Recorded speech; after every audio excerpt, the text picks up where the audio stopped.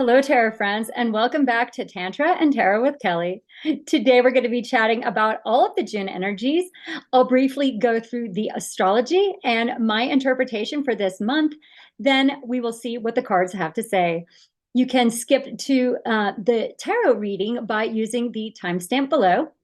First off, I'd like to wish a happy birthday to all Geminis and say thanks so much to my subscribers. You're helping me grow as a channel. Please click the subscribe button below and like this video to support me. Thanks so much. For this episode, I've decided to plan less and wing it more in the spirit of mutable air.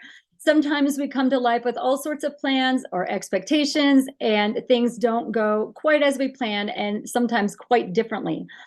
This mutable air season will help us make many adjustments on the fly and working with that mutable energy. So I'm going to go ahead and start shuffling, and we'll talk more about what this month means to me. Today, I'm going to be using several decks and the I Ching as well as some archetype decks. All right. So what does it feel like to me? I think it feels like a self-regeneration mode. We've had so many endings, and now we have new doors opening with the completion of this eclipse cycle. And it's just time to let that newness sink in and for regeneration to take place.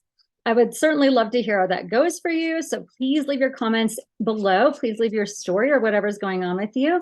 I'd like to hear about that. So let's talk a little bit about the astrology. Starting on June 3rd, we have a full moon in Sagittarius at 13 degrees. We're going to have a new set of morals and values with this full moon in Sag. This is the beginning of the regeneration mode, a rewiring to what's most important to you, like in the depths of your soul. Your truth, your whole truth, and nothing but the truth. So we'll see what comes out then. I'm going to cut the deck. Bottom of the deck, when I cut, I've got the Empress card. So definitely nurturing your beauty around you, nurturing your money, nurturing your family, giving birth to some pain. However, feeling and looking beautiful this month, I think, will be really good for the soul. So then we also will have Mercury conjunct Uranus as well during that full moon time. So could be some lightning strikes coming in, could be some of that pure genius energy and unexpected information as well. Then on June 11th, Pluto will shift back into Capricorn for its final stay until January 2024. Oh, there's our moon card, just flew out. So we'll take that. On June 17th, we have Saturn turning retrograde, allowing us to be more of our own inner authority and put discipline to the areas of life that need to be regenerated. There is our archetype card.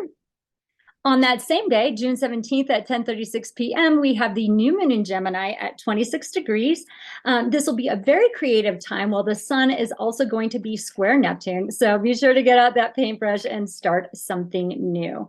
I'm going to cut the deck for our animal spirit card.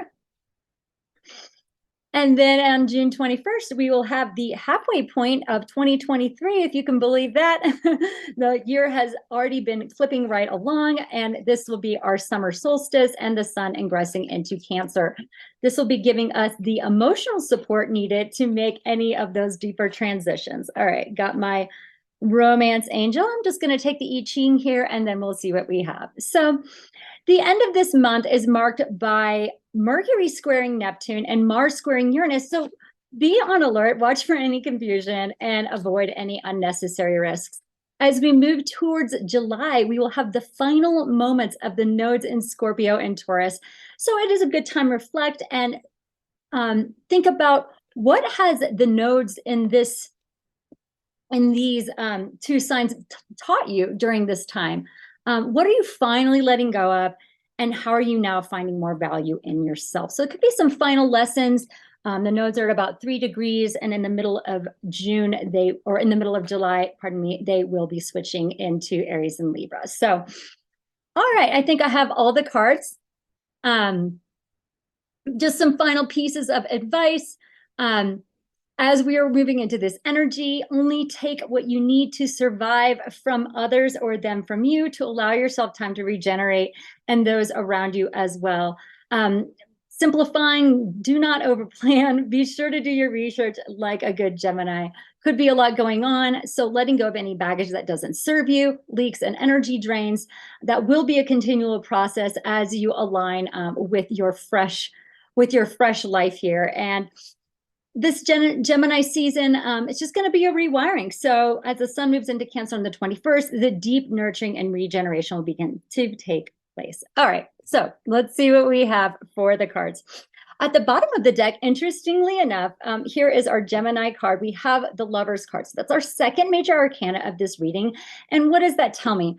It tells me that we are going to be finding energy within the reflection of ourselves and the other. So as you see yourself in the mirror of your relationship, you learn more about yourself. And we also will end up with a lot of choices. So it is like you have the right hemisphere and the left hemisphere of your brain. This linear logical movement will have you making choices as they pertain to love, as they pertain to soulmates, and possibly siblings as well. Our past energy we have is the Justice card. There's our truth coming through. Main energy, we have the Magician card. That's our current energy. The overall energy we have for the reading is the Knight of Cups. And the future energy is the Queen of Cups. Oh, these are just absolutely beautiful cards. I'm going to read through the other ones that we have, and then we'll see what all this means. The Moon card I have is Full Moon in Leo. Don't let pride get in your way. And then we have, oh, how sweet. Our Architect card is Angel. The Animal card we have is Crow. The Love Angel we have is Playfulness. And we have two I Ching cards, one of which is number 46, Ascension. And the other one is number 16, Enthusiasm. So we'll see what those have to say here in a little bit, but let's talk more about this tarot. So we have a lot of major arcana. We had the Empress, we have the Lovers, the Justice, and the Magician. Several Gemini energies with this Mercurial Magician card and the Lovers card. So things are going to be moving fast. They're going to have that surprising element like we talked about with those Uranus transitions. And so be ready for anything this month. Be ready for change. Be ready for surprises. Be ready for, I never thought that was going to happen. And how is it going to happen? It's going to happen when your inner light is shining the beauty and the love that you know that you have. And what it'll bring to you is a reflection of what you have on the inside. So being really true to yourself, being really pure of heart, and knowing what type of offers you want to give and what type of offers you want to receive. We have the Knight of Cups here as our overarching energy here. And as we're looking at the big picture with this full moon in Sagittarius and our new moon in Gemini, we're going to be speaking from the heart. No longer is it necessary to be quite as heavy or as strict. We feel things lightening up. That T-square that we had with Jupiter and the nodes and Pluto, that's still going to be going on this month. But as we become more used to this energy, we're going to be softening it a bit. And that energy will soften as we see Jupiter moving forward more into Taurus, and as we see those nodes shifting back into Aries. Pluto, unfortunately, is going to be going very slow, and is going to be at that 0 degree mark for another year or two. So be ready, like we just discussed. There is going to be a balancing. What may have been up now may be down, and may have been down, and now maybe up, because there's a fairness coming in to balance out the energies. There's going to be a chance for you to finalize contracts that you may have put on hold during the Mercury retrograde period. So signing new contracts is well supported at this time. Also, we do see a lot of marriages this month, so that could be the contract, in fact, that you're signing with these beautiful energies here with the Lovers and with the Justice card. It is a lovely month to have those weddings, to have those commitments in love. So we may see a lot of that going on, finding your soulmate, deciding what that relationship means to you, and being truthful and honest with the other.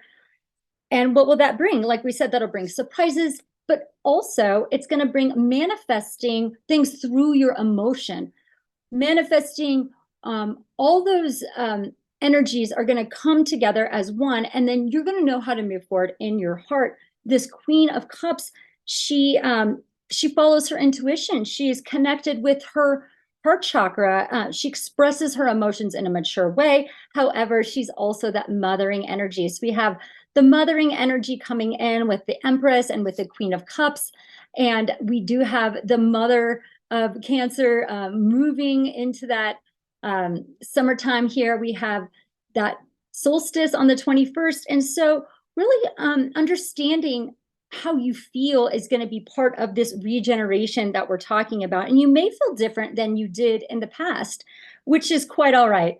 But I think much like the Gemini, there's going to be a lot of playfulness going on. There's going to be various options available to you. And so having fun, maybe like the monkey swinging through the trees from limb to limb without much of a plan other than just enjoying the swing. So maybe enjoying some park time, some swings, some romance with your lover, perhaps in the woods, or just something goofy, maybe a fun camping trip, things of that nature, getting back to yourself and your inner child and those children around you is going to be really important. So if you're going to be playing some games in love, just be sure not to be the love bomber. That is sometimes what happens with the Knight of Cups.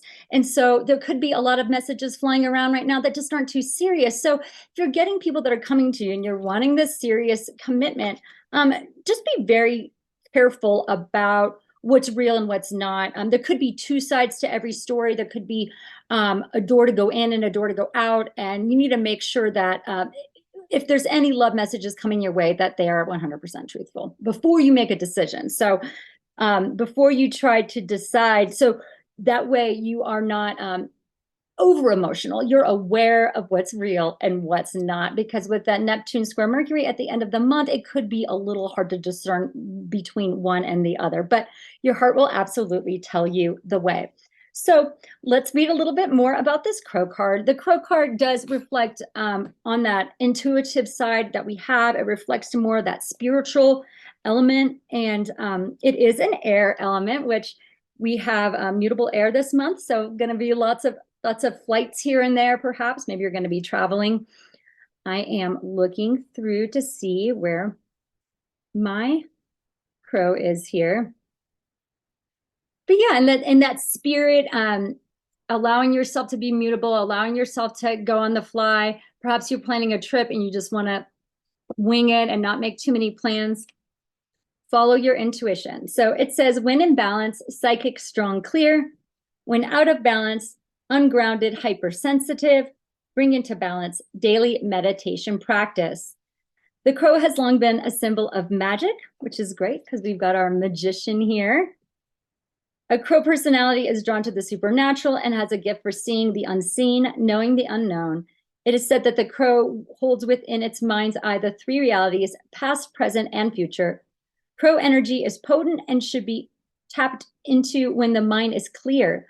Those with crow tendencies must balance their lives with a healthy diet, joyful friends, and regular self-study, which I feel is excellent for Gemini season. All that studying, all that researching, you're going to know the facts. You're going to know what choice to make. So very good. Then we have the angel card. It says light attribute, helping those in need with no expectation of return. Shadow attributes, acting innocent or angelic to mislead others, falsely claiming to be in touch with angelic guidance. So like we discussed, being very mindful of when things come around to you, whether or not they're actually gifts or whether there's something in disguise. However, I feel that angels will be with us this month. So as you're seeing those 1111s and 444s coming up, that will be that universal guidance and timing for you.